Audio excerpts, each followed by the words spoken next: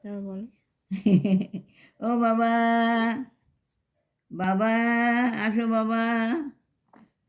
উলি বাবলি আলো ছড়ে। দাদান ডাকছিল না, তুমি কথা বলো নাই কেন?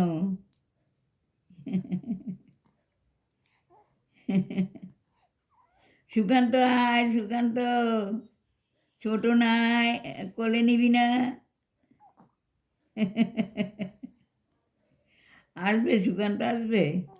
ডাকবো সুকান্ত রে? হ্যাঁ,